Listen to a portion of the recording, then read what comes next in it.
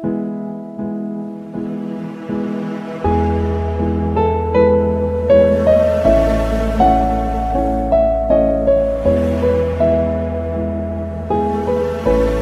dia, faz mais ou menos 40 anos, meu pai estava me levando para a escola e aí ele me disse: Izinha, eu vou te contar um segredo que você não vai poder contar para ninguém. O tio Carlos é o Carlos Marighella. O tio Carlos era casado com a tia Clara, irmã da minha mãe. E desde que eu me lembro de mim, eles estavam sempre aparecendo e desaparecendo lá de casa. Tio Carlos era carinhoso, brincalhão, escrevia poemas pra gente e contava histórias sobre lugares distantes. Eu nunca tinha associado o rosto dele ao das fotos dos jornais, das revistas e dos cartazes de procura-se espalhados pela cidade toda. Carlos Marighella era o inimigo número 1 da ditadura militar.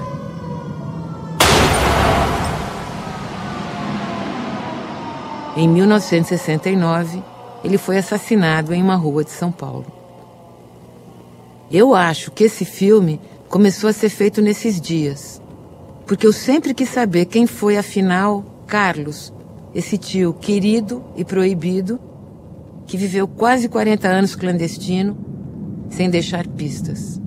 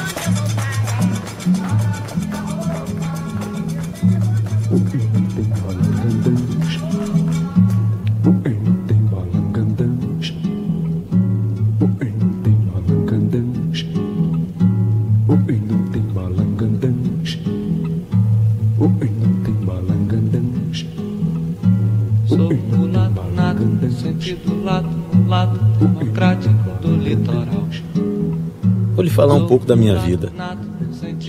Meu pai, Augusto Marighella, veio da Itália para o Brasil. Trabalhou como mecânico em oficinas de máquinas de Salvador. Na Bahia ele conheceu minha mãe, Maria Rita.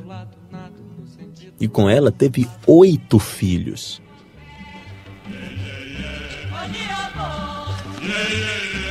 Minha ascendência por linha materna procede de negros alçais, escravos africanos trazidos do Sudão e afamados na história das sublevações baianas contra os escravistas.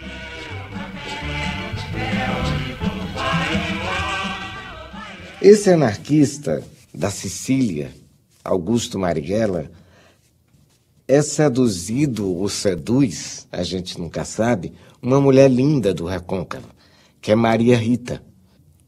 Maria Rita era descendente dos negros malês, que fizeram as grandes revoluções negras no começo do século XIX na Bahia. É do casamento de Augusto e de Maria Rita que nasce Carlos. Nasce Carlos Marighella, criado numa casa onde você tinha ao mesmo tempo espaguete e caruru, onde você tinha anarquismo e a revolta dos malês. Então, esse menino Carlos ia deixar por menos? Eu nasci no dia 5 de dezembro de 1911. Desde criança, Habituei-me a meditar sobre um problema a respeito do qual meu pai falava quase diariamente. Por que o pobre trabalha toda a vida e nunca tem nada? E os filhos homens, eles eram todos, digamos assim, orientados a seguir o ofício de meu avô. O único filho que não entrou na oficina, não teve responsabilidade com a oficina, e meu pai me contava isso, né?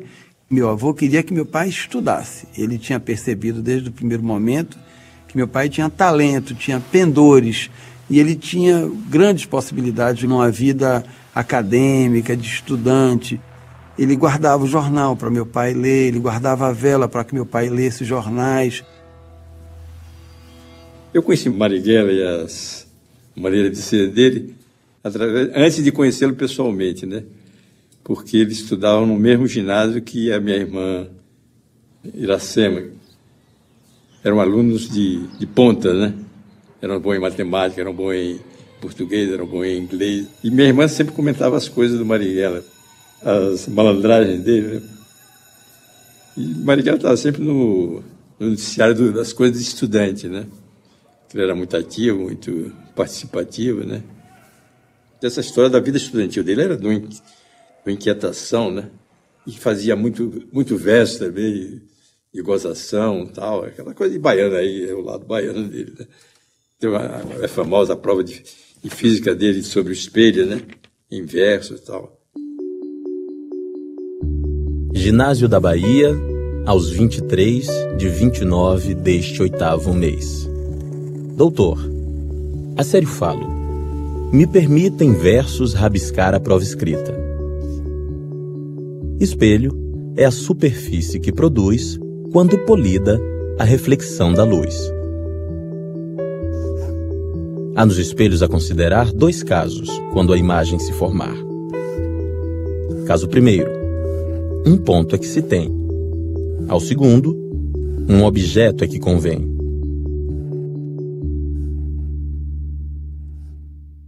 Ele era um homem alto, forte, atlético, extremamente corajoso, muito valente. Eu o considero um dos homens mais valentes que eu conheci em minha vida.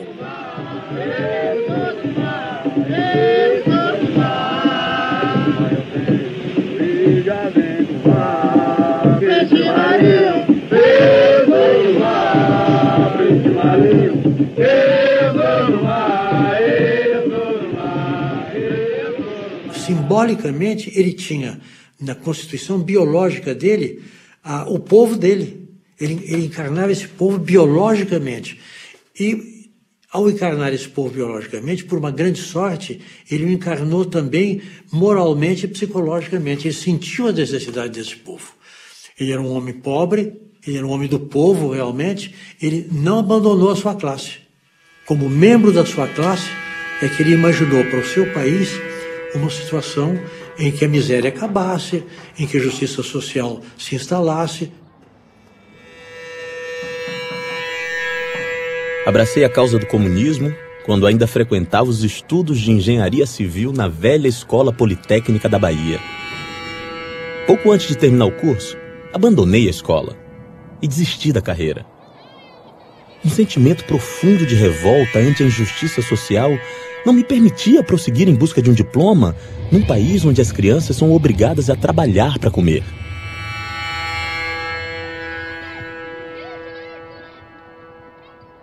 Você sabe como é que o comunismo chegou na Bahia? Tá. Ai, meu Deus. Isso é de antes, né? Quando ele era jovem. Quando ele começou a entrar na luta lá na Bahia. Os integralistas, né? Naquela época, 35, os integralistas estavam felizes da vida, né? Achavam que o Hitler ia dominar o mundo, né? As ideias hitlerianas. Eles foram fazer um encontro lá na Bahia. Congresso, não sei o que era. E levaram mala, tudo, né? Avante, avante, nosso Brasil vai despertar. Avante, avante. E o Marighella, que já tinha despertado, não tanto, né? Mas para as lutas libertárias, etc. Ele chamou um grupo de jovens, eles compraram cartolinas e fizeram a foice e o martelo, né? Cada cartolina daquela era uma foice e um martelo. Só eles que sabiam, né? Esperaram chegar de noite, tudo escuro, todo mundo dormindo. Eles subiram nos postes e penduraram aquela cartolina com a foice e o martelo. De madrugada ninguém viu, né? No dia seguinte, quando o povo despertou, e a reação também, olhou e aí começaram a dizer, o comunismo chegou na Bahia. Quer dizer, ele era audacioso assim, viu? Desde jovenzinho. Ele era muito da coisa visual, né? Como fazer as coisas que as pessoas olhassem e vissem, se dessem conta, né? E aí, claro, ele ganhou a juventude lá, né? Todo mundo queria trabalhar com ele.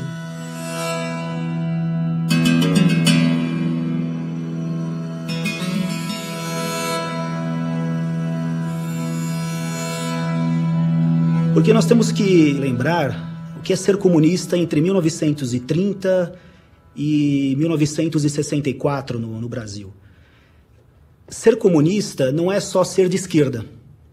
Ser comunista é aderir a uma causa, né, profunda. Eu diria que ser comunista em qualquer canto do mundo era participar do Exército Mundial da Revolução. Mesmo que esse exército fosse frágil no Brasil, ele era o exército que representava uma revolução mundial, que havia triunfado num país muito importante que era a Rússia, né, que se tornara a União Soviética. Ser comunista tinha um peso ontológico, né? Era doar a vida por uma causa.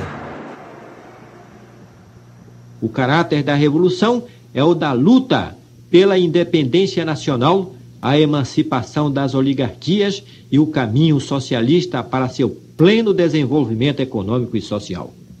Os revolucionários brasileiros atuando no fundo do país, na montanha, na selva, na planície ou na caatinga, devem contar com o apoio dos revolucionários das cidades. Na verdade, Marighella é a expressão mulata, bonita, do comunismo baiano da década de 30, que é um comunismo muito engraçado, porque não é marxista, e nem conhecia o Marx direito, mas era feito de mulatos, como Jorge Amado, Edson Carneiro, Aidana do Couto Ferraz. Então você tinha aquele bando de meninos seduzidos pela utopia comunista e, ao mesmo tempo, não se desgarravam da vivência diária da Bahia e do Recôncavo.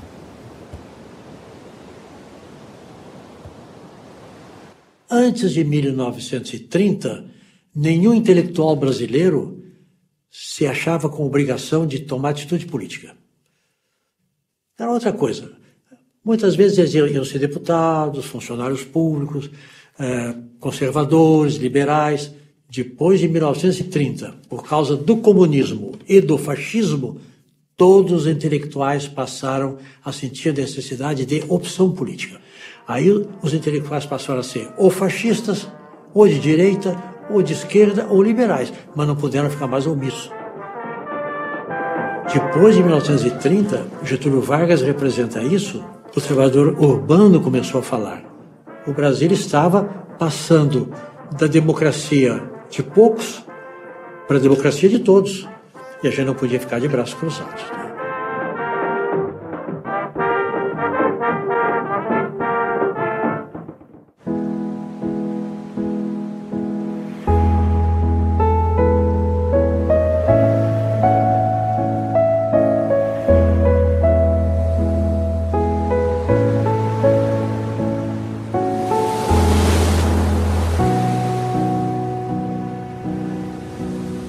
O tio Carlos chegava sempre de noitinha. Antes de clarear, ele saía. Punha a mesa do café da manhã, enfeitava com flores do quintal e sumia antes de todo mundo acordar. Quando eu ganhei minha primeira caderneta de telefones, pedi a ele para escrever seu endereço. Aí ele cantou: Eu não tenho onde morar. É por isso que eu moro na areia. Eu não tenho onde morar. É por isso que eu moro na areia. Eu não tenho onde morar. Pão de açúcar. uma doce mentira. Bom seria que fosses mesmo um pão enormíssimo, um pão de verdade, que daria talvez para alimentar muito tempo os famintos que rolam aí pela cidade.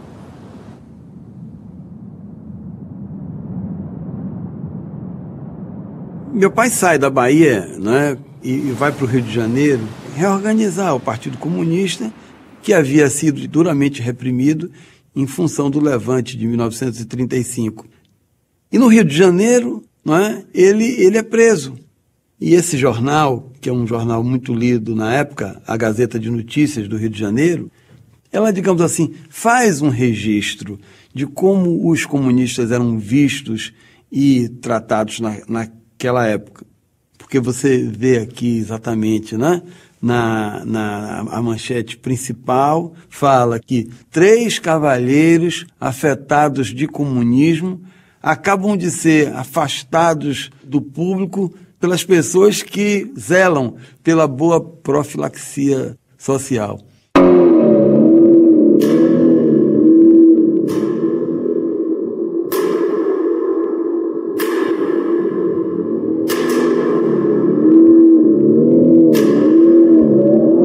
Eu estive na cadeia do Distrito Federal, de Fernando de Noronha, de São Paulo e Ilha Grande. Sofri mais de 7 anos de prisão. As torturas a que fui submetido foram as seguintes. Depois de murros, pontapés e outros golpes que me aplicaram, eu fui queimado por todo o corpo com pontas de cigarros que os próprios investigadores estavam fumando. Além disso, o investigador Galvão tirou seu alfinete de gravata que enfiou debaixo de minhas unhas, deixando-as em sangue.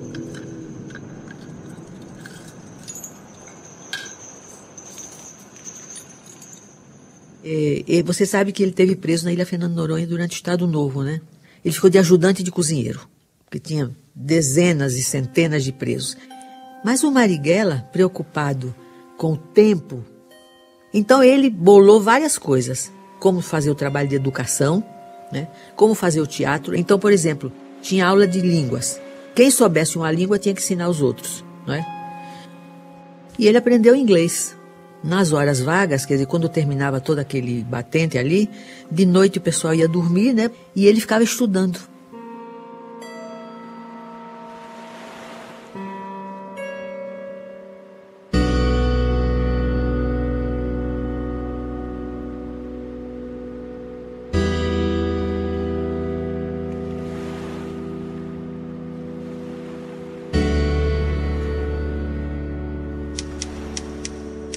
Queira-te eu tanto, e de tal modo, em suma, que não exista força humana alguma que essa paixão embriagadora dome, e que eu por ti, se torturado for, possa feliz, indiferente à dor, morrer sorrindo, a murmurar teu nome.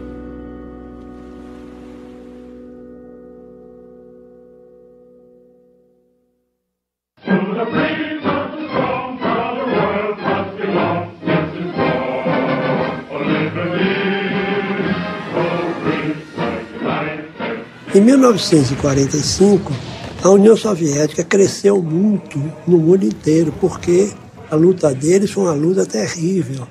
Aquilo veio trazendo aquela ideia da vitória do socialismo com a vitória da União Soviética. Aqui no Brasil, a ditadura, com o término da guerra, começou a se enfraquecer. E todos aqueles presos políticos com anistia, eles foram soltos. Luiz Carlos Prestes, Marighella, Agildo e todos que estavam presos lá. Com a democracia, tivemos a volta da legalidade do Partido Comunista. Prestes, que já tinha toda uma tradição histórica, já era uma figura lendária, legendária. Quando ele vem e aparece assim, aquilo foi uma coisa fenomenal mesmo. Os comícios de Prestes foram comícios extraordinários, não só em São Paulo, no Pacaembu, no Rio de Janeiro, no São Januário. A gente tinha uma visão que a luta pelo socialismo, pelo comunismo, estava muito próxima. Era, vamos dizer, talvez questão de anos, ou de dias, ou de anos, que o mundo todo ia, não é, se socializar. Depois eu voltei a estar com Marighella na campanha para constituinte de 46, né? Que ele foi candidato pela Bahia, né? E aí eu participei em alguns comícios com ele, né? Participamos em comícios, então, em porta de fábrica, nos bairros populares, uns 3 ou 4 comícios nós fizemos. Nós conseguimos, né? E ele foi um dos deputados da Constituinte, um dos 17 representantes nossos na Constituinte, né? Deixa passar o trabalhador, deixa o trabalhador passar. O senhor que não trabalha, só trabalha. Oi, abre alas que eu quero passar. Sou marmiteiro e não posso me atrasar. Sai da frente, de pau pra cá, que essa sopa vai te acabar, vai. Deixa passar o trabalhador, deixa o trabalhador passar. A grande palavra era pela reforma agrária e contra o imperialismo. E Marighella era um grande orador. Como eu disse já, o grande problema de Marighella era ele terminar o comício, precisar de alguém puxar. Já disse tudo, porque senão ele não parava. Era uma verdadeira metralhadora. Como representantes do povo e constituintes de 1946, devemos procurar exatamente a realidade. O povo brasileiro não casa com tanta complicação, com tantos papéis por esse vasto interior. Para 30 milhões de analfabetos, o casamento indissolúvel é uma balela. É apenas um dogma religioso. Compreendemos o tempo em que vivemos. Não existirá democracia, em hipótese nenhuma, sem a liberdade de culto, sem o ensino leigo e sem o divórcio. Meu pai conheceu minha mãe já no Rio de Janeiro. Então eles viveram como se casados fossem naquele período, inclusive, que meu pai se elegeu, não é? E um período em que ele já era deputado, inclusive. O único período de 45 e 47 em que o Partido Comunista foi legal, gozava de legalidade e atuava legalmente. Mas em 47, o presidente, que era o general Dutra, cassou a legalidade do Partido Comunista. Com o advento da cassação do registro do Partido Comunista, minha mãe vem para a Bahia. E aqui na Bahia ela se casa, ela reconstrói a vida dela de outra maneira, inclusive porque meu pai realmente passou na clandestinidade um período relativamente grande, né? Então, exatamente quando eu nasci, em maio, meu pai vai para a clandestinidade, ele evapora-se, e eu só vou conhecer, inclusive, já aos 7 anos de idade. E passei por esse constrangimento de não ter pai durante alguns anos, e isso, digamos assim, foi marcante, porque na escola eu era o único menino que não tinha uma certidão de nascimento.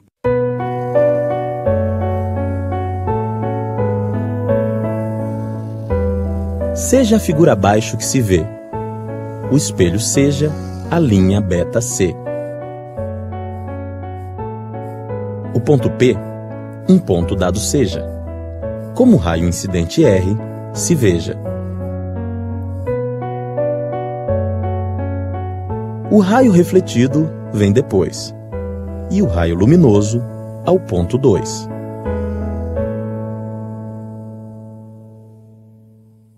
Clara veio para aqui, para o Rio, aqui se engajou logo nos movimentos e me contou há cerca de 2 meses atrás, quando ela esteve no Recife, que como ela era comissária de bordo e já estava no partidão, ela levava correspondência, ia na sede do partido e pegava correspondência para levar para os outros estados por onde ela passava.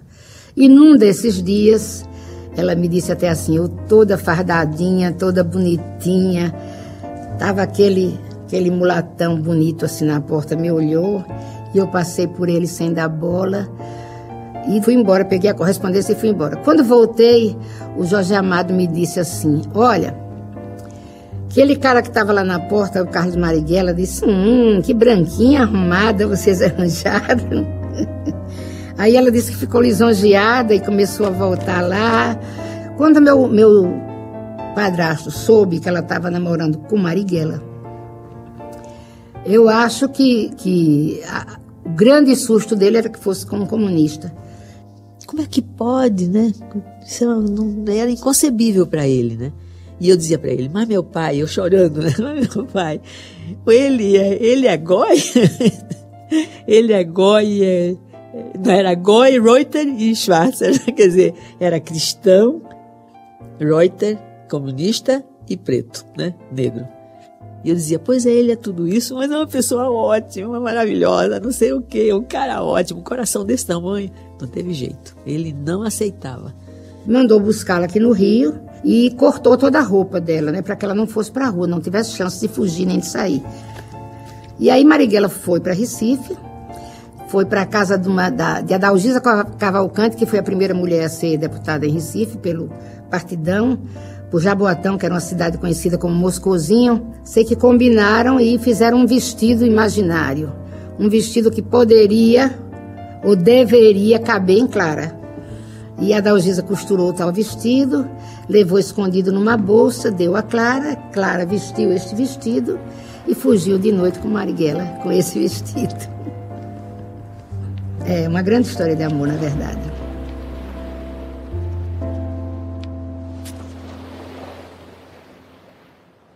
Ele tinha essa coisa grandiosa.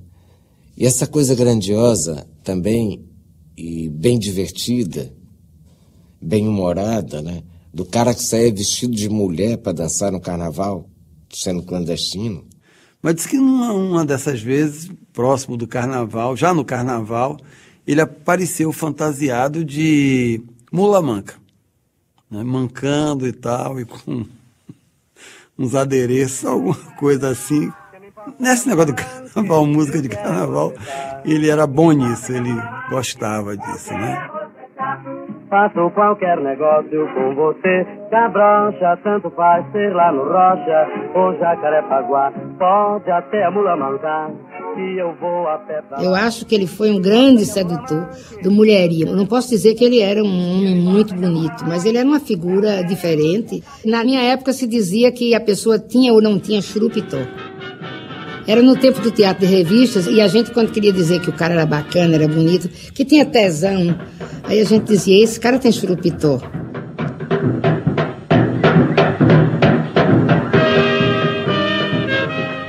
Então Marighella tinha churupitó.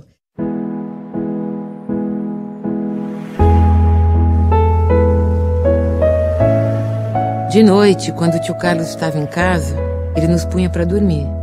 Pegava no colo, levava para o quarto e ficava ali conversando e contando histórias até a gente dormir. Às vezes ele sumia por longos períodos. Quando aparecia de novo, dizia que tinha ido para a África pegar cobras e outras peripécias assim.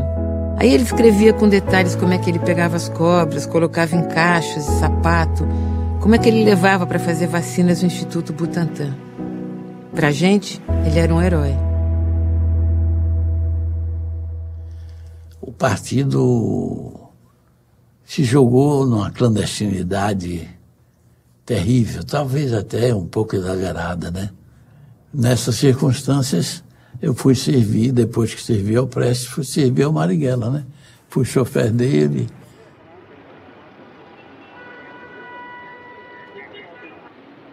Num dia em que o tráfego estava muito ruim, eu me atrasei um pouco, mas muito pouco mesmo, né?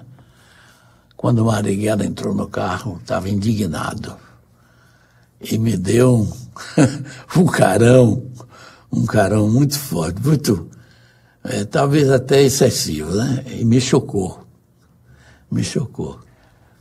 Eu pensei, dirigindo, depois ele disse, olha, companheiro, você é dirigente do partido e eu sou seu chofer, mas não sou seu empregado. Sou um companheiro seu. De modo que eu não aceito esse tratamento que você me deu. Uns minutos depois, 10 ou 20 minutos depois, quando ele deixou o carro, ele disse, Falcão, me desculpe. E depois aí a nossa convivência foi maravilhosa. Durante talvez mais de um ano.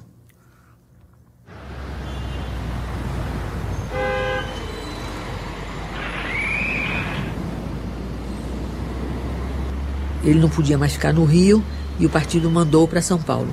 Daí ele passou a ser o dirigente político em São Paulo. Aí ele tinha contato com o movimento camponês, com o movimento operário, com o movimento de mulheres, todos os movimentos sociais principais. Mas a gente tinha que viver clandestino. Quer dizer, ninguém podia saber o nome, ninguém podia saber o endereço, só se encontrava com a gente nas reuniões. A pessoa não sabia onde é que a gente estava, nem nada, né? E eu me chamava Vera naquela época, né? E o Marighella ninguém via. Ele saía muito cedo e chegava de noite. Procurado pela polícia, né? Os comunistas perseguidos. Já tinha começado também em escala mundial a Guerra Fria, né?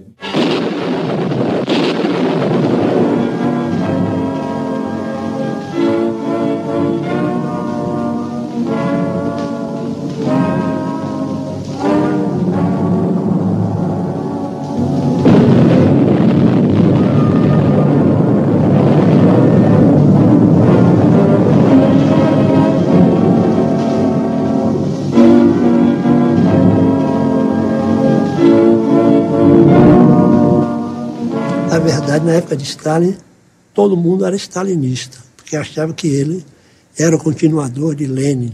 A formação, inclusive, tinha curso no partido, curso Stalin, que eram as aulas de marxismo, né? Quase tudo cópia de aulas dos cursos soviéticos, em português, né? E o Marighella era um dos dirigentes de uma dessas escolas. O que se ensinava? Os estatutos eram quase que uma cópia dos estatutos do Partido Comunista da União Soviética, entendeu? Era como se aquele fosse um modelo para todos os comunistas do mundo. Eu fui muito atacado por uma revista do Marighella, que era a revista Fundamentos. O nome dele não aparecia, mas a revista era dele.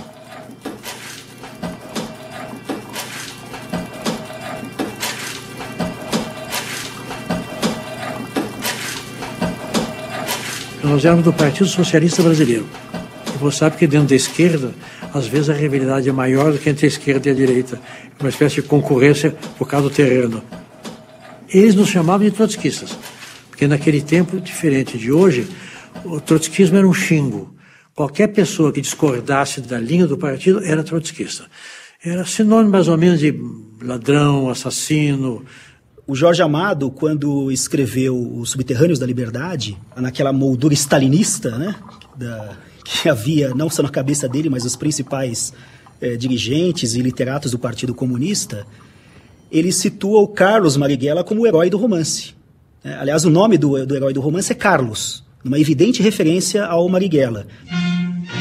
Era o realismo socialista no Brasil.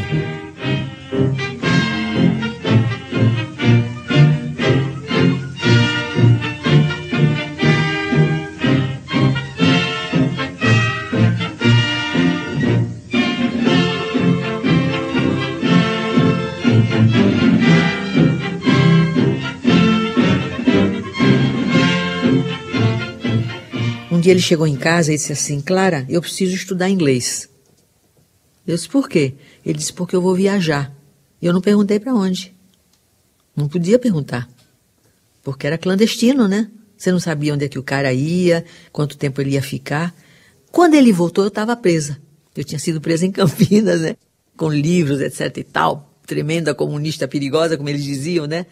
Quando a gente se reencontrou, que ele chegou e estava presa depois de sair da cadeia, quando a gente se viu, a primeira coisa que eu perguntei para ele, assim, escuta, você pode me dizer onde é que você teve? Esse teve na China. Na China? E como é que você se arranjou com o inglês? Ele disse, foi ótimo. Como que foi ótimo? Você não conseguia dizer as palavras? Ele disse, mas os chineses também não. Ele foi para a União Soviética uma vez, ele foi para a China, na China ele ficou doente, ficou no hospital, e aí ele não sabia como se comunicar com a enfermeira chinesa, aí ele se comunicava por desenho, por exemplo, pegava o copo, né? Aí ele desenhava o copo, aí ele pedia para ela escrever em chinês a palavra copo. Tanto que ele fez um dicionário lindo, que depois a polícia, quando invadiu nosso apartamento no Rio, levou. Morro de pena de não ter esse dicionário. Eu acho que a última vez que eu vi Marighella, que eu me recordo, assim, foi na reunião, quando nós tomamos conhecimento da denúncia do stalinismo, onde estava toda a direção do partido. E eu me lembro que o Marighella teve foi muito emocionado o discurso dele aí, né? Quando se sentiu enganado pelas coisas do stalinismo, né?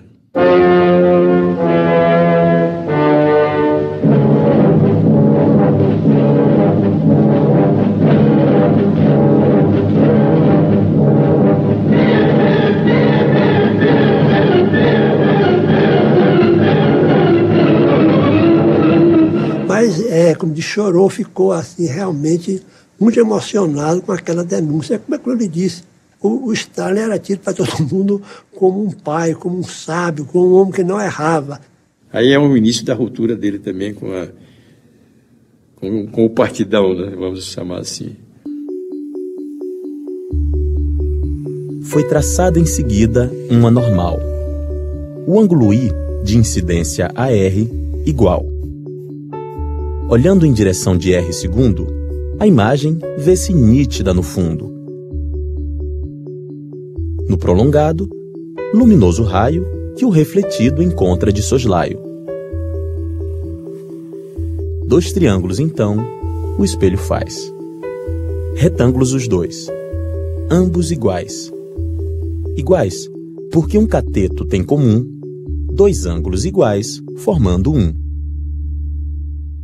E nós ficamos clandestinos até 53, 54. Aí é que nós fomos viver legalmente. Porque veio Juscelino, tudo está relacionado com o processo político brasileiro, né? Juscelino não era um cara, não deu legalidade ao Partido Comunista naquela época, mas de qualquer maneira havia mais liberdade para você se organizar. Eu me lembro que uma vez o tio Carlos passou bastante tempo lá em casa. Todo dia ele ficava horas deitado no chão do quintal, no sol, sem camisa, se exercitando com uns tijolos pesados. Era muito impressionante ver aquele homem enorme fazendo força e suando muito. Só bem depois eu vim saber que ele estava ali para se recuperar dos tiros que tinha levado no cinema em 64. As marcas dos tiros certamente estavam ali, mas eu nunca vi. Olha, o primeiro dia, o primeiro encontro com meu pai, ele me pegou assim, me colocou no colo, tá certo? E conversou animadamente comigo. Parecia que eu nunca tinha me separado dele, né? Ele alugou uma casa no Mé, e aí por volta de 1961, mais ou menos, nós fomos morar juntos. Eu, ele e já Clara, né? Era um apartamento pequeno. Era um quarto-sala muito amplo, né? Tinha uma sala grande, com uma estante com muitas prateleiras e milhares de livros. Era uma coisa muito espartana, embora nós vivêssemos bem.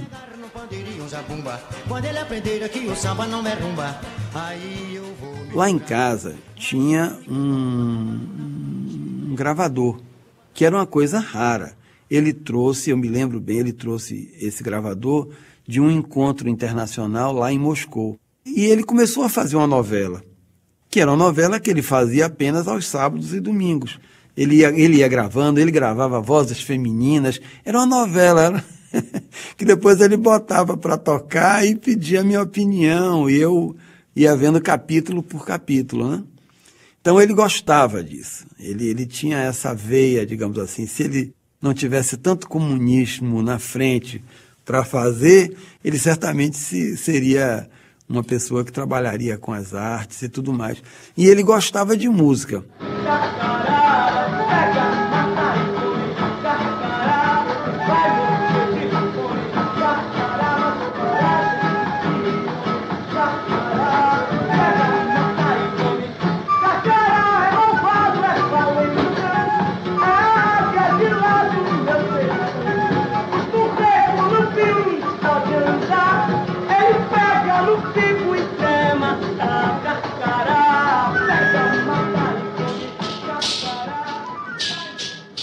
queres comprar, ela é minha propriedade.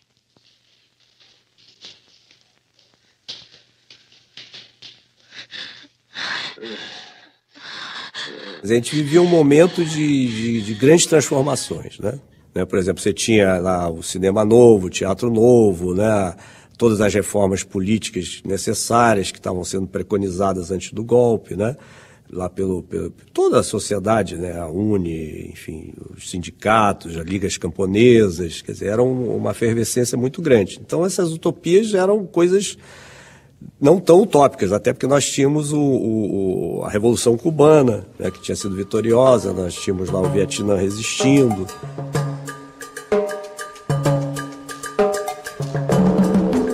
Nossa tarefa é criar 2, 3, muitos Vietnãs. Somos 250 milhões de latino-americanos que aceitamos o desafio do subdesenvolvimento e nos propomos unidos a vencê-lo. Mas a grande utopia, na verdade, era um homem novo, né? Para se criar realmente a humanidade, né? Porque nós, os seres humanos, ainda estão muito aquém, né?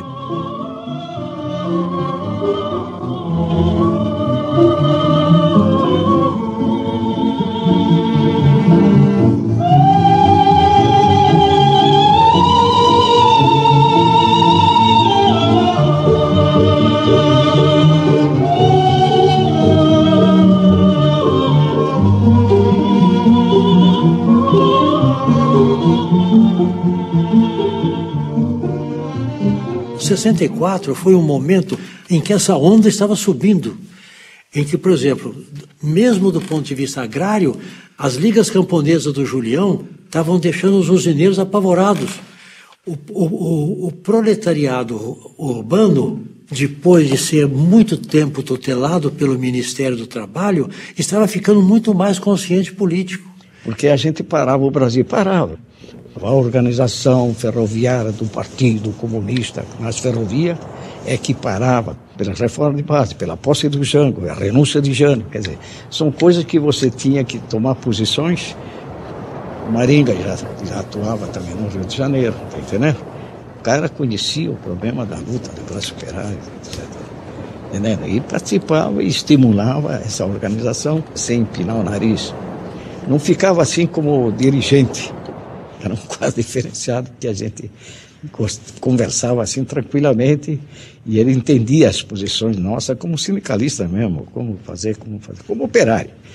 A verdade é que o Partido Comunista, mesmo numa situação assim institucional de clandestinidade, mas o Partido Comunista tinha efetivamente uma grande presença na vida política do Brasil.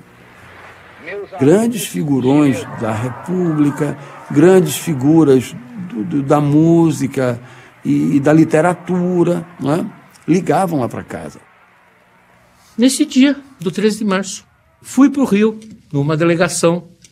Chegamos no Rio, fomos lá para o comício, coisa entusiasmante, maravilhosa, 100 mil pessoas, talvez mais, muita gente, Jango lá, decretando o que para nós era um grande avanços nas reformas de base, sobretudo na reforma agrária, reforma urbana.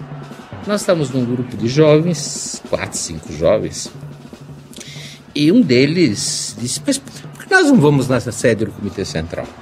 Fomos lá. Daí tinha gente, estava meio vazio, mas aí teve um mulatão meio forte, que nos viu no corredor, como eu disse, 4 ou 5 meio perdidos. Falou, vocês, nós estamos chegando de São Paulo, etc. Como foi o comício? Ih, uma maravilha, como está São Paulo? 2 maravilhas. Aí, sério, é o Carlos Marighella. Tinha um mapa do Brasil na parede. Ele falou, olha, gente, cuidado. Provavelmente o golpe é inevitável e nós não vamos resistir. Não vai ter condições. Vocês se cuidem. Vocês têm casa, arranjem casa, vejam bem, sejam atentos. E a primeira vez que eu digo do mapa, quando ele mostrava o mapa, a mãozinha dele era enorme, e o mapa era mais ou menos, ele punha o mapa, porque esses quartéis aqui devem estar com a direita, esses quartéis devem estar com a direita, aqui é perigoso, Minas é perigoso, olha, São Paulo não é o que dizem. Mais ou menos ele falou isto, coisa que nos desagradou muito, para dizer a verdade, porque nós queríamos ouvir exatamente o oposto. Queríamos ouvir exatamente o oposto.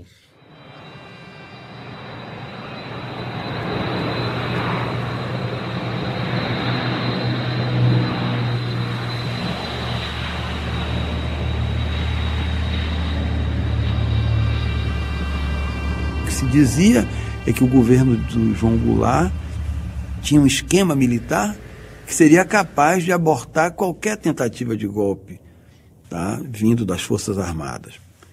E meu pai, pelo contrário, acreditava que não, que João Goulart ele não tinha domínio exatamente sobre isso, né? E que esse golpe era iminente, ele percebia isso pelo tom dos discursos. E aí o que ele fez? Ele me matriculou em 1964 no internato da escola. Me disse, olha, você pode vir para casa sempre que você quiser, mas se acontecer alguma coisa, você tem um lugar onde você vai comer, você vai dormir, você... É uma escola, é um internato.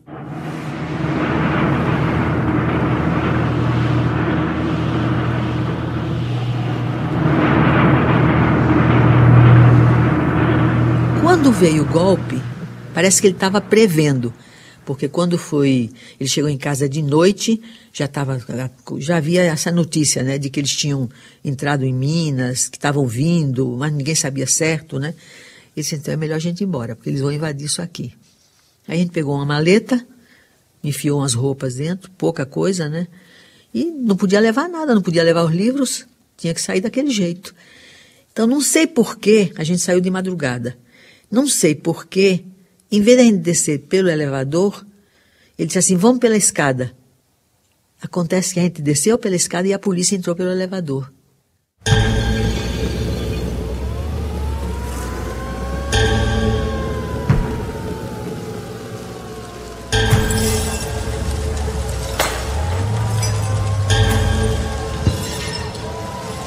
E aquele povão lá, passando em frente lá no Flamengo, eles queimando a Uni, né?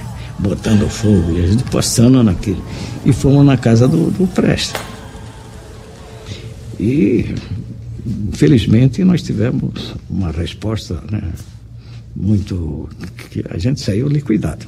Isso é verdade. Saímos liquidados, que não ia ter resistência, não ia ter nada. Ele tinha combinado com a zeladora, aí eu não sei do detalhe, que ela pegasse toda a roupa. E nós saímos praticamente sem nada, né? Ela levou o pacote de roupa para poder entregar a correspondência, porque ele recebia muita correspondência do exterior, ia tudo lá para casa. E depois ele levava para o partido.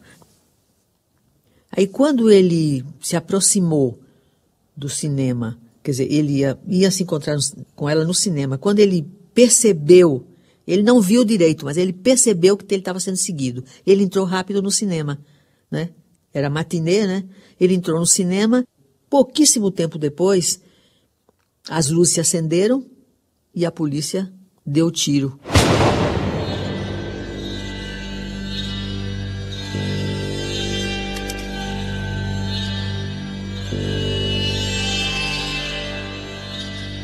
Coincidiu que naquela sessão de cinema, era tarde, era matinê, era uma sessão para crianças, tinha um jornalista do Correio da Manhã com a máquina fotográfica, porque depois ele ia para o jornal.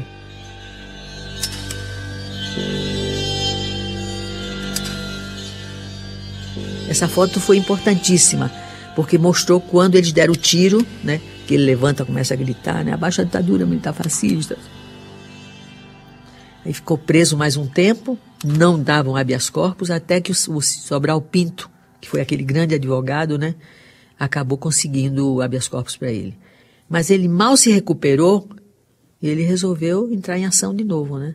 E todo mundo, Marighella, não faça isso, eles vão te pegar de novo, né? Mas não tinha jeito. Ele já tinha optado pela resistência armada, ele achava que não tinha outro caminho e que ele não ia aceitar aquela situação. Coincidiu que a Revolução Cubana estava fazendo, naquele período, o encontro da OLAS, Organização Latino-Americana de Solidariedade. E eles convidaram o partido para mandar gente para lá, e o partido não quis mandar, porque não coincidia com as opiniões políticas de Cuba.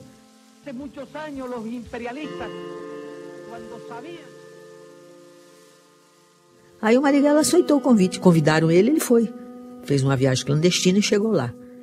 Quando ele chegou lá, o partido soube que ele estava em Cuba e que ele tinha feito declarações a favor da posição de Cuba, consideraram que ele seria expulso. Mas antes dele ser expulso, ele escreveu uma carta, dizendo por que ele estava saindo. Havana, 17 de agosto de 1967. Aos camaradas do Comitê Central do PCB. Daqui de Havana, onde me encontro, decidi romper com o Comitê Central do PCB e é nesse sentido que estou escrevendo a vocês. Desejo tornar público que minha disposição é lutar revolucionariamente junto com as massas e jamais ficar à espera das regras do jogo político, burocrático e convencional que impera na liderança. Em minha condição de comunista, a qual jamais renunciarei e que não pode ser dada nem retirada pelo Comitê Central, prosseguirei pelo caminho da luta armada, reafirmando minha atitude revolucionária e rompendo em definitivo com vocês. Sem mais, com saudações comunistas, Carlos Marighella.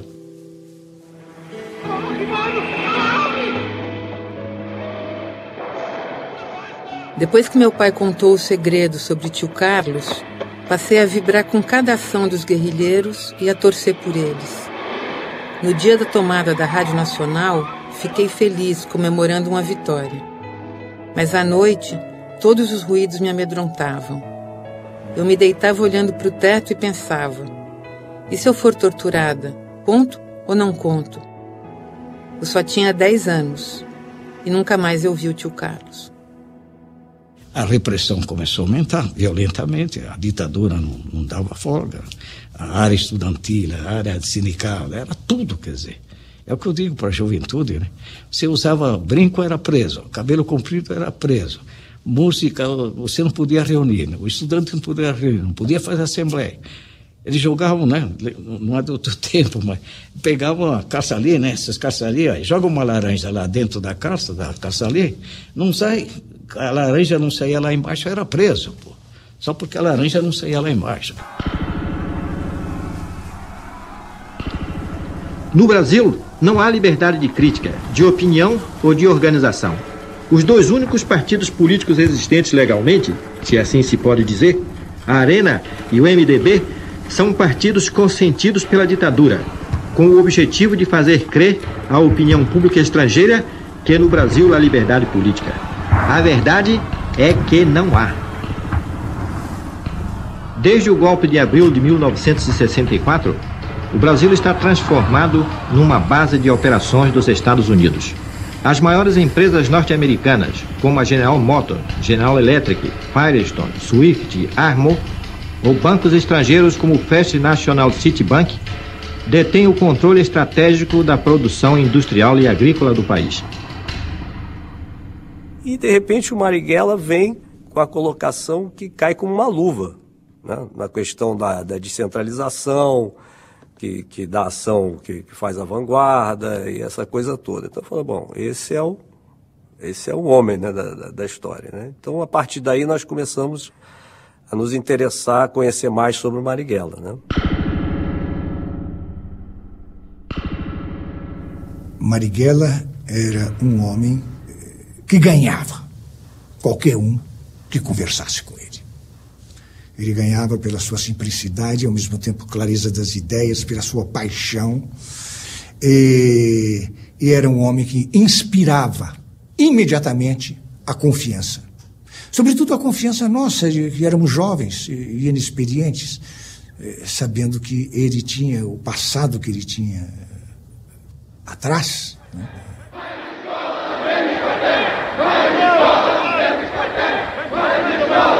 A universidade está em crise. Os currículos são absurdos. As péssimas condições de ensino. Professores com péssimas qualidades.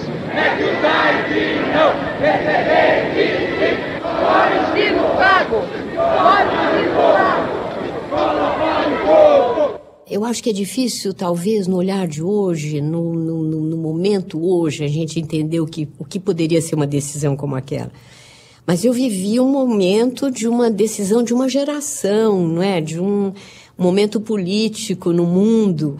Claro, tinha uma coisa assim, um pouco dura, porque eu sabia que eu ia enfrentar momentos difíceis, né? Era o rompimento com a família, rompimento com a escola, enfim, com os amigos.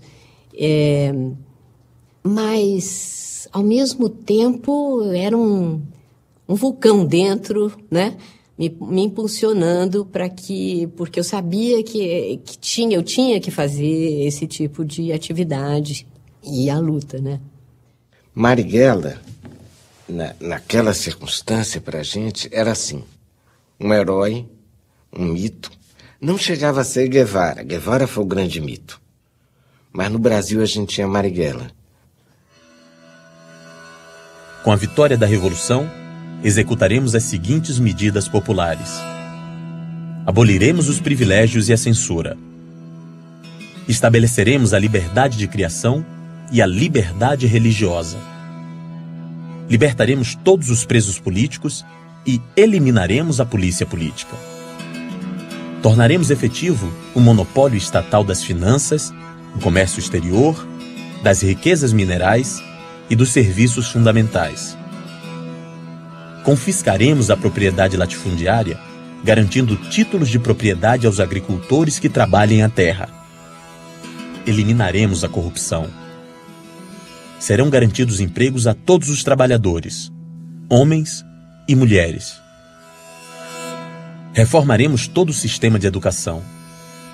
Daremos expansão à pesquisa científica. Retiraremos o Brasil da condição de satélite da política exterior norte-americana para que sejamos independentes. Dizendo, o processo vai ser longo. Nossa primeira fase é de obter os meios. Mais tarde ele diria assim, através do imposto compulsório da Revolução, que nós iríamos buscar nos bancos, né? As ações urbanas eram apenas táticas. E que para isso seria necessário criar grupos táticos armados que agiriam, sobretudo, nesse sentido. Marighella não é só um homem que puxava gatilho, também puxou gatilho. Também era um homem que participava das ações militares. Também era um homem que teorizava a luta armada. Mas era principalmente um homem que teorizava a luta revolucionária. Então também havia essa preocupação com a organização, com a participação no movimento de massas. Ao contrário do que muita gente pensa que era uma organização tal que tinha apenas essa visão militar e urbana. E assim, viria em seguida a constituição da guerrilha rural. E a guerrilha rural daria formação, então, à coluna guerrilheira, que seria um embrião de um exército revolucionário. E, por outro lado, fazer também a propaganda, mostrar, deixar patente que havia pessoas que não se conformavam com o regime e que estavam agindo. Marighella criou uma coisa genial, que é a estrutura horizontal. É como se fossem os anarquistas. Você monta grupo de 3, 4, 5. Somente um tem relação com o outro e no máximo 3, né? E vai indo essa cadeia. Quem tiver uma arma, quem souber atirar, pode unir-se a outro franco-atirador brasileiro. Os pequenos grupos armados podem surgir das fábricas, das oficinas ou de quaisquer outros locais de trabalho.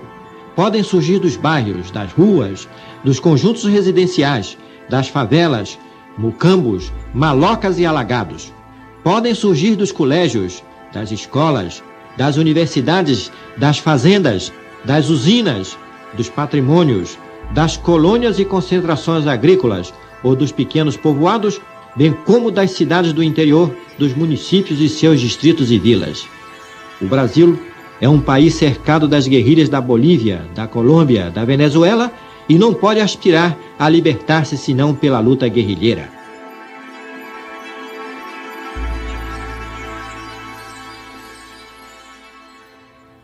E outra coisa, quer dizer, que a revolução não tem modelos. Nós não queremos modelo cubano, soviético, chinês, enfim. Ele tinha muita simpatia pelo Vietnã, né? Que realmente era uma guerra popular, né? Que tem profundas raízes, mas sem modelo. Ele disse que a Revolução Brasileira é com samba, futebol, uma revolução de colorido moreno, sabe? Como ele mesmo, ele é um mulato, né? Eu quero.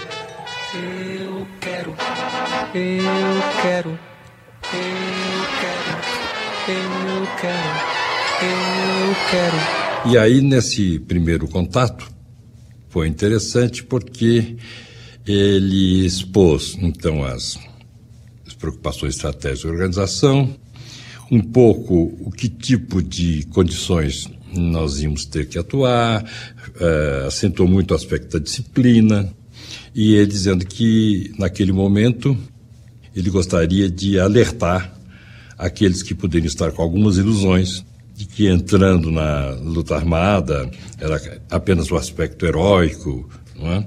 E que, na verdade, era um começo de uma luta em que a probabilidade de acontecer o pior era muito grande, que ele não prometia nada, a não ser, naquele instante, para que ele estava nessa fase inicial de combate, que era prisão, tortura e morte.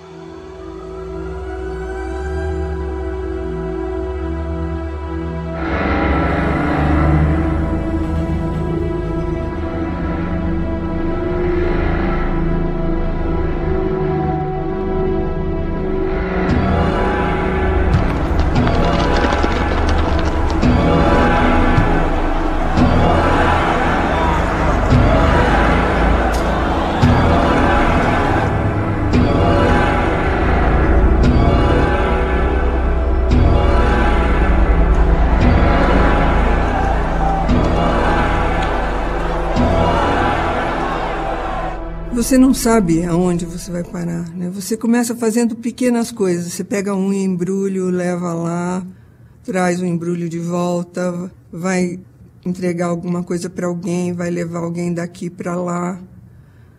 Mas, aos poucos, você vê que tem tão pouca gente ali, naquele momento, pelo menos, que você precisa fazer mais coisas, né? E eu me lembro que uma vez teve uma desapropriação de 1.000 quilos de dinamite e 300 quilos foram levados para a garagem da casa do Carlos. E o meu trabalho era ficar virando as caixas de dinamite, porque dinamite é assim, se você não fica virando, corre um risco terrível de explosão, né? Então, cada 2 dias eu ia na garagem e ficava virando, e a minha empregada queria saber o que eram aquelas caixas, aquele pozinho que ficava na garagem, né? E eu tinha um pouco de medo, e o preto falava, não, nós não temos tempo para ter medo, né? Você vai e faz. Tá bom, eu vou e faço. Mas realmente eu tinha um pouco de medo, né?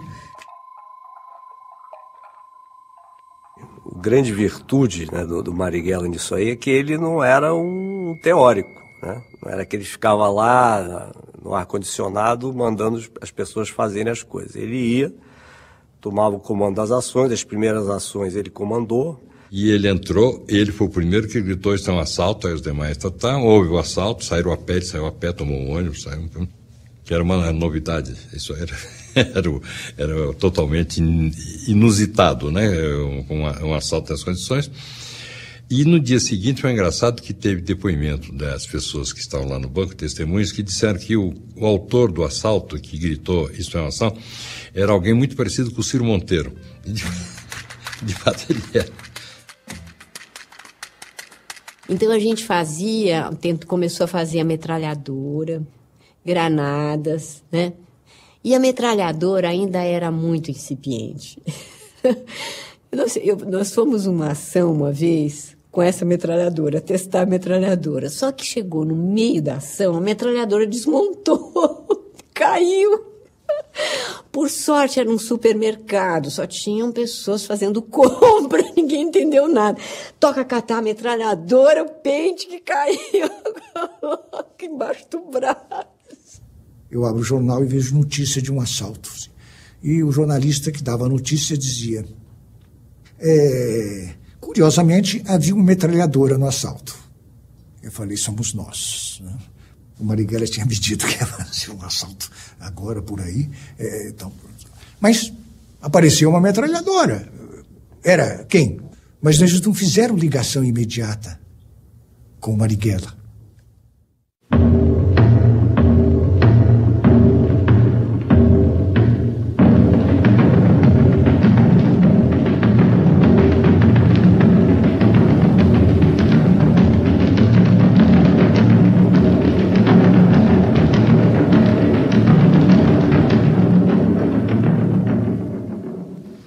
Casos estão sendo investigados isoladamente pelo Departamento Federal de Polícia ou o senhor atribui a todos eles uma única autoria?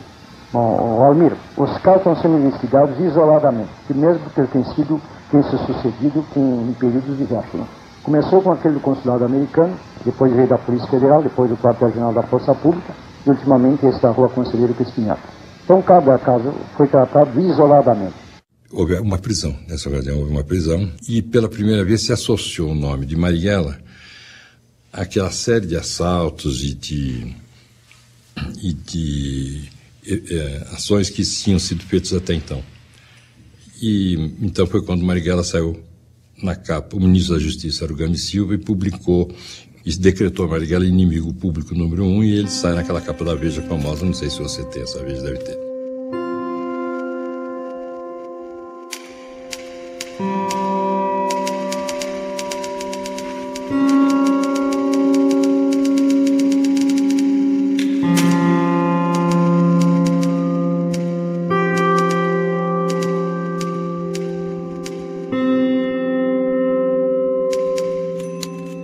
Assim, eu vou contar uma coisa pra você que você vai morrer de rir. Olha só. Isso por quê? Você imagina, parei numa banca de jornal. Olha que loucura.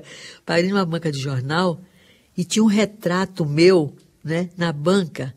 E eu olhando, uma senhora se aproximou para comprar jornal ou revista, olhou e disse pro jornaleiro, se eu encontrasse esse homem, eu guardava ele na minha casa.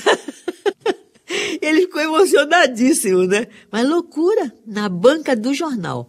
Era de uma audácia atroz, nunca vi coisa igual, né?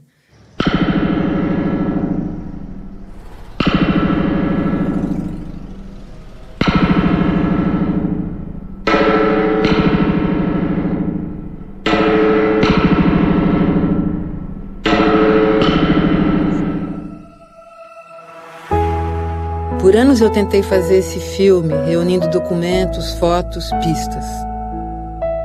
Restou pouca coisa dele espalhada aqui e ali. Quando finalmente comecei a produção, Tia Clara me chamou, me entregou uma malinha preta de plástico e disse: era do Marighella, alguém guardou por todos esses anos. Dentro, anotações, matérias de jornal recortadas por ele, planos de ação, mapas, rotas de fuga. Alguns indícios de seus movimentos. O principal GTA era aqui em São Paulo.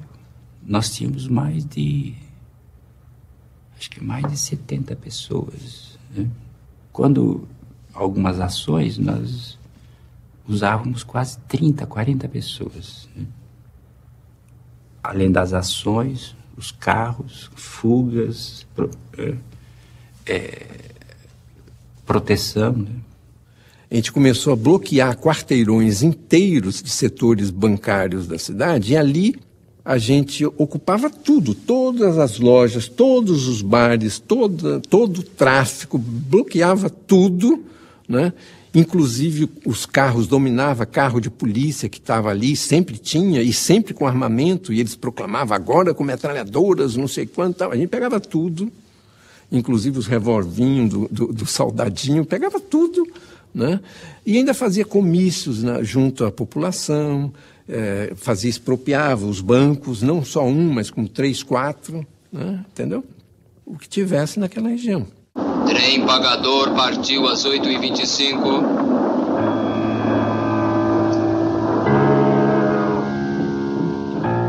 Vamos fazer o trem pagador da ferrovia. Eu dei a ideia, não é isso? Era a minha ferrovia, Santos Jundiaí.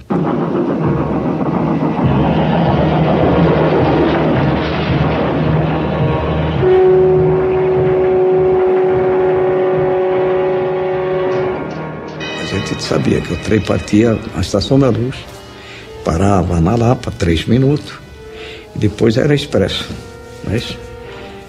Então, quando chegar nesse lugar aqui, que passando Pirituba, etc., passou o trem nesse lugar, você puxa.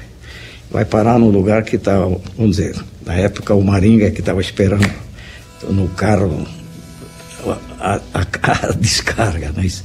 Essas coisas que a gente um dia tem que conversar, porque o Maringa não era para fazer isso, mas ele fazia, você está entendendo? Então são coisas que era próprio do Maringa participar às vezes na ação. Você imagina que na época existia uma rádio que era a Rádio Nacional, que era uma rádio que dominava às 9 horas da manhã, era um uníssono em São Paulo, na periferia principalmente, porque era uma rádio que transmitia um programa de crime. Então nós tínhamos um técnico, né? Ele sabia essa coisa de rádio, de transmissão, e ele disse, olha, eu tenho um esquema, o esquema é ir para a torre de transmissão, levar a gravação, eu consigo colocar na torre de transmissão, e aí ninguém consegue interromper. E aí a gente foi. Atenção, está no ar a Rádio Libertadora, de qualquer parte do Brasil, para os patriotas de toda parte. Ouçam Carlos Marighella, a locução sobre a guerrilha rural. Não se pode organizar a violência das massas para derrubar a ditadura e expulsar o imperialismo, conquistando o poder para o povo, se não se reconhece que o camponês é o fiel da balança e se a luta revolucionária não é deslocada para o campo. Deslocar a luta revolucionária para o campo significa que a direção política e revolucionária deve ser trasladada à área rural e que ali deve ser desencadeada a luta armada, ou seja, a luta de guerrilhas. A imaginação da esquerda europeia, de uma parte da esquerda europeia, foi incendiada pela questão da LN, também de outras organizações que lutavam e morriam juntos. A questão do sequestro do embaixador norte-americano foi visto como uma ofensa ao imperialismo daquelas impossíveis, não é?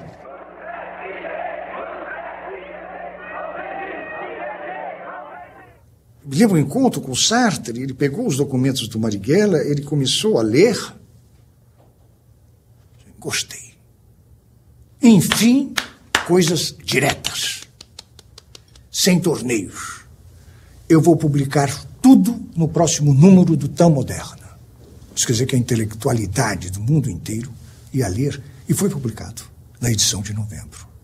Dentre as publicações de Marighella, o que o tornou mais conhecido no mundo e foi o Manual do Guerrilheiro. E a Tricontinental Cubana imprimiu em diversas línguas. E, de fato, esses movimentos radicais daquele período se aviveraram muito nesse manual, né? Ele era, digamos, considerado uma cartilha necessária para a formação política e militar desses grupos.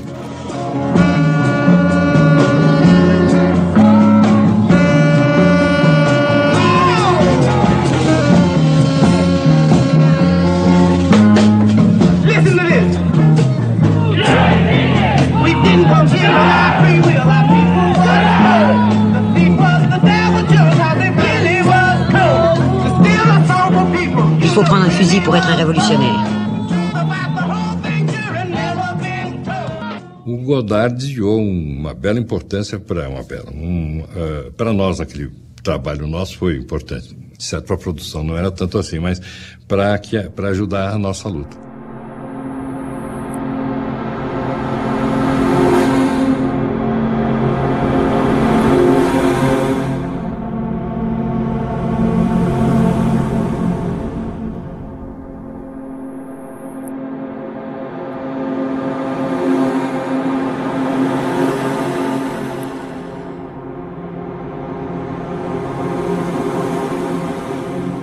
Um pouco, viver no fio da navalha. Mas tinha uma coisa que era fantástica, eu acho, que é assim, uma sensação de liberdade inacreditável, né? E assim, você não devia nada a ninguém.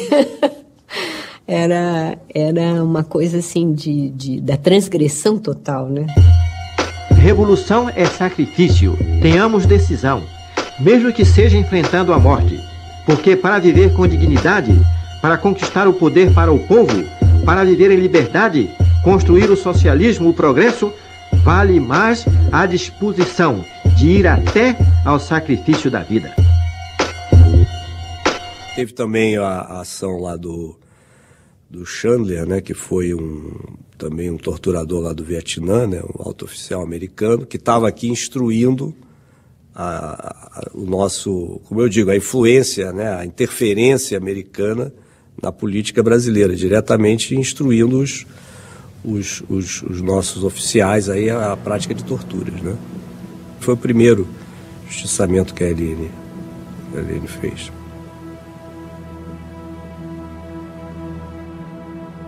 O caso, por exemplo, do Boyce, né, que foi um caso assim emblemático. Era um dinamarquês naturalizado brasileiro que galgou postos altíssimos, passou a ser o diretor do Grupo Ultra e que chegou ao cúmulo de importar, de bolar instrumentos de tortura e participar pessoalmente dessas sessões de tortura, né? E nesse momento, nessa altura da nossa prática, é que chega o convite do pessoal aqui do Rio para a gente participar da ação do sequestro do embaixador americano.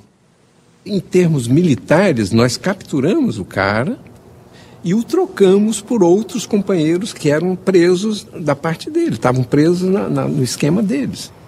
Teve toda uma negociação com a ditadura, que a gente tinha absoluta certeza que ia dar certo, essa negociação, porque quando nós chegamos na casa, poucos minutos depois da captura, os rádios e as televisões já estavam rompendo a censura e lendo formalmente o manifesto, que era uma das exigências da ação.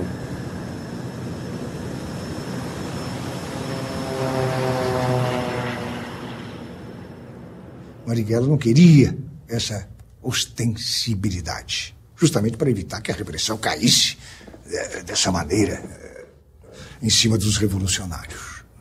Ele teve uma atitude que era a atitude que era, digamos assim, uma regra fundamental para os comunistas. Ele não acusou, não denunciou a iniciativa revolucionária daqueles jovens. Pelo contrário, ele as assumiu totalmente e publicamente era Marighella que tinha feito aquilo. Na verdade, o Marighella tinha razão, porque o sequestro ele trouxe a repressão foi levada ao máximo.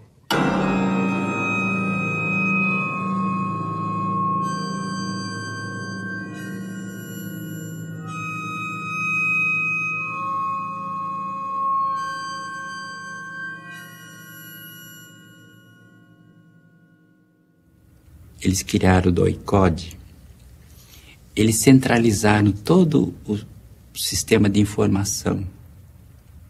E isto foi fatal para nós. Nós não mudamos a nossa tática. Continuamos fazendo a mesma coisa.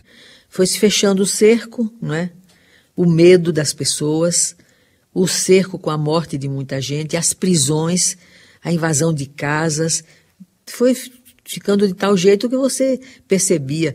E a organização diminuindo, né? Porque as pessoas foram presas, outras foram mortas. Então o pessoal começou a se afastar. A presença da CIA, que já era grande, se tornou muito mais intensa. Agora já não era uma brincadeira, não era uma gato e rato correndo atrás do outro. Se tratava de uma guerra, se podemos usar esta palavra, quase científica. Tinha-se que acabar com eles, não se tratava de prender ninguém, era de matá-los.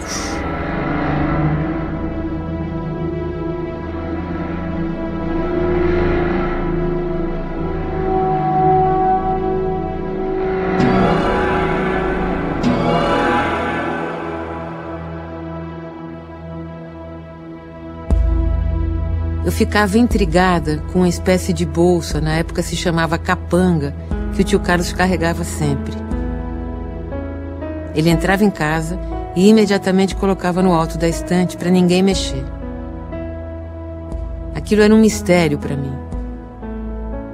Muitos anos depois, a tia Clara me contou que naquela capanga ele guardava um barbeador elétrico, uma arma e uma cápsula de cianureto. Porque ele tinha dito que nunca mais seria pego vivo. Aí o Marighella dizia assim, olhe, vê como é que você sai na rua, né? Porque você, né, branca, né? Aí eu me maquiava todinha com creme, assim, tipo, quase marrom, né? Bege. Usava peruca, né? Pra poder me mover na rua. E sempre, aí outra coisa, eu não podia rir, né? Isso é que era incrível. Ele um dia disse pra mim assim, você sabe que você não pode rir na rua, né? Isso por quê? Isso porque você tem um jeito de rir característico, né? Olhou pra você, se você rir, ele vai saber que é você. Você imagina, que nem podia nem rir.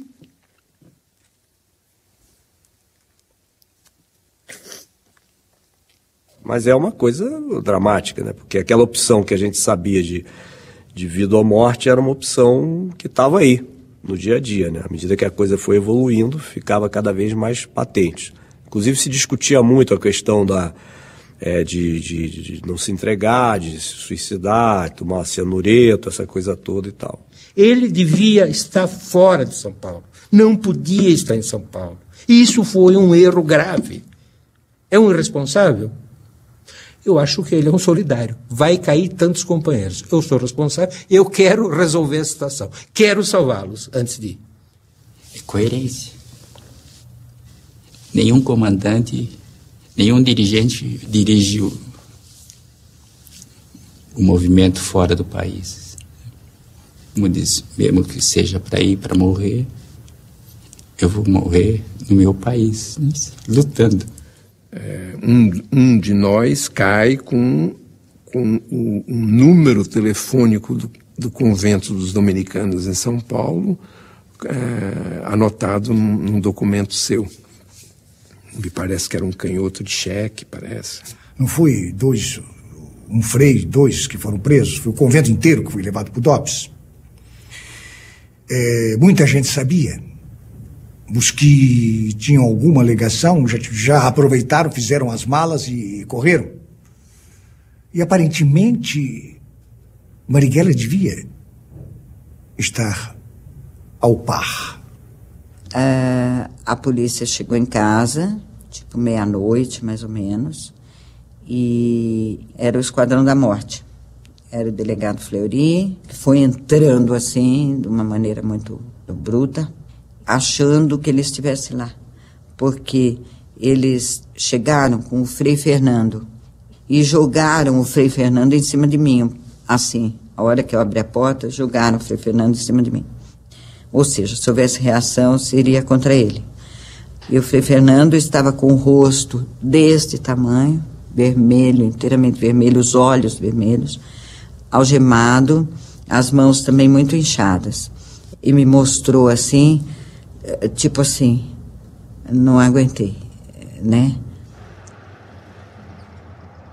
Chegamos ao DOPS e estavam muitas pessoas na sala, presas. E tinha um que eles chamavam de marinheiro. e o Fleury se dirigiu a ele assim, tinha muita gente. Virou e disse assim, cadê o Marighella? Falou para ele. E o marinheiro virou e disse assim, você não é macho? Vai buscar. Ele falou, pois eu vou mesmo. E espancou o marinheiro na nossa frente ali. Inclusive, ele caiu no chão, ele deu muitos chutes. Na nossa frente, espancou o marinheiro e disse assim, eu vou mesmo. E hoje é o último dia do chefe, virou pra gente. Hoje é o último dia do chefe. Todo mundo ficou quieto. Tal. Aí tocou o telefone, alguém atendeu e começaram a gritar. Ele entrou, ele entrou.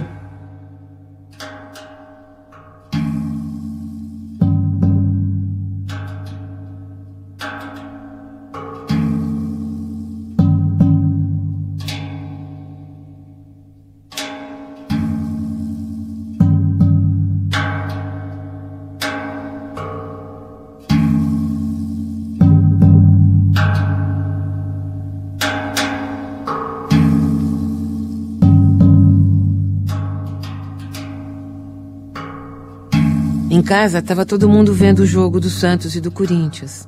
Eu já tinha ido pra cama. Aí eu ouvi minha mãe gritar. Aí eu ouvi um choro forte. A minha irmã mais velha entrou no quarto chorando muito e se jogou na cama. Aí ela disse, mataram o tio Carlos. Foi horrível. Mas tudo tinha que parecer normal.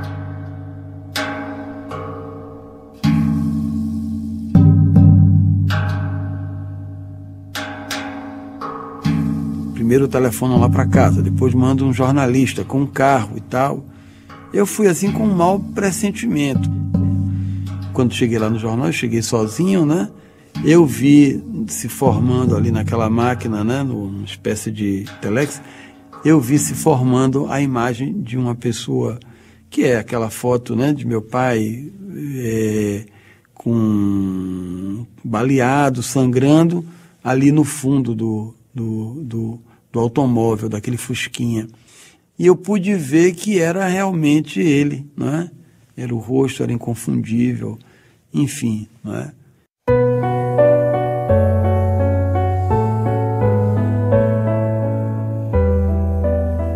Atrás do espelho plano, então se forma a imagem que é simétrica por norma. Simétrica, direita e virtual. E da mesma grandeza por final. Melhor explicação, ou mais segura, encontra-se debaixo da figura.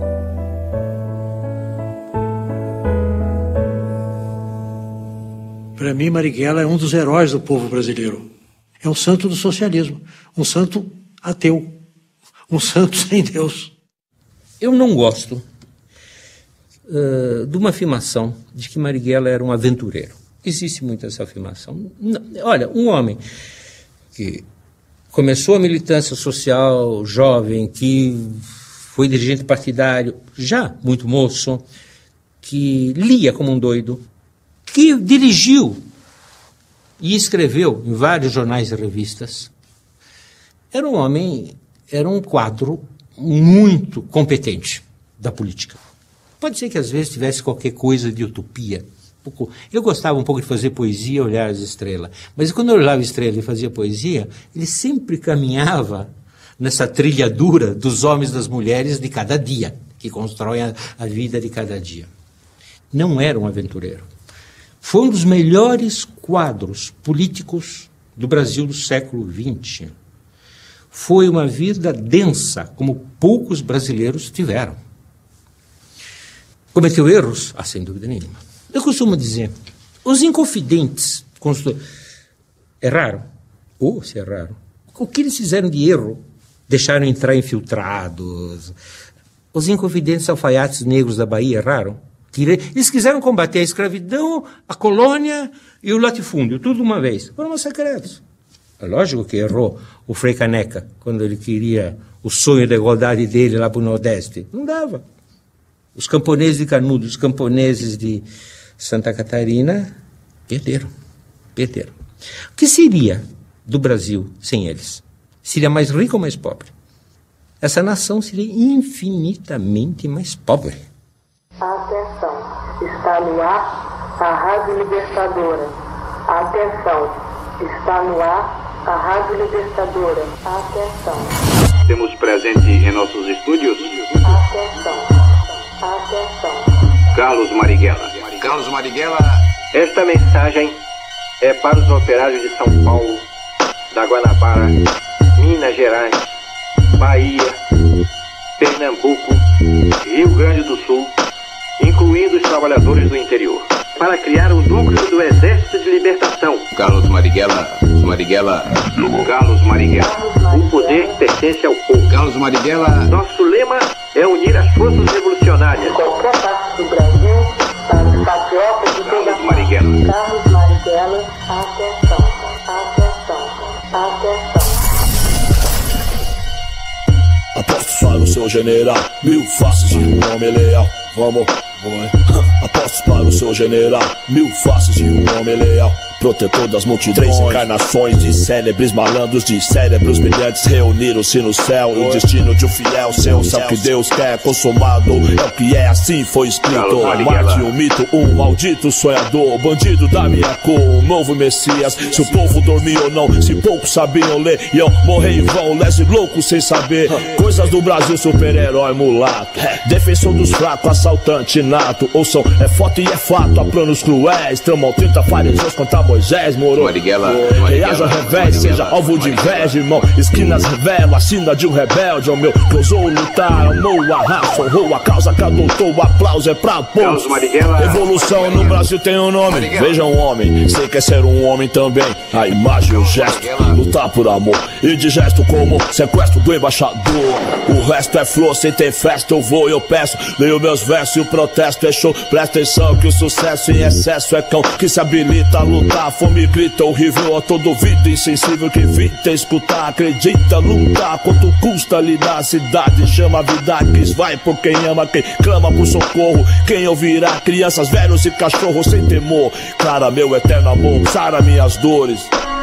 Pra não dizer que eu não falei das flores da Bahia, de São Salvador, Brasil. Capoeira mata um, mata 1000, porque me fez hábil como um cão, sábio como um monge, arte reflexo de longe, homem complexo, sim. Confesso que iria ver Davi matar Golias nos trevos e cancelas, becos e vielas, guetos e favelas. Quero ver você trocar de igual sobre os degraus, precipícios e vida difícil, o povo feliz. Quem samba fica, quem não samba, camba. Chegou, salve geral da mansão dos bambá. Não se faz revolução sem fura na mão. Sem justiça não há paz, é escravidão. Revolução no Brasil tem um nome. Carlos Marighella. Apostos para o seu general, 1000 faces de um homem leal. Vamos, apostos para o seu general, 1000 faces de um homem leal. Marighella, essa noite em São Paulo, o anjo vai morrer por mim e por você, por ter coragem de dizer. Todos nós devemos nos preparar para combater. É o momento de trabalhar pela base, mais e mais pela base. Chamemos os nossos amigos mais dispostos, tenhamos decisão, mesmo que seja enfrentando a morte, porque para viver com dignidade, para conquistar o poder para o povo, para viver em liberdade, construir o socialismo, o progresso, vale mais a disposição. Cada um deve aprender a lutar em sua defesa pessoal, aumentar sua resistência física, subir ou descer por escarpas e barrancos. À medida que se for organizando a luta revolucionária, a luta armada, a luta de guerrilhas, que já venha com a sua arma. Atenção, atenção, atenção, atenção, atenção, atenção, atenção. Muito obrigado, Marighella, pela sua participação. Carlos Marighella. Muito obrigado, Carlos Marighella.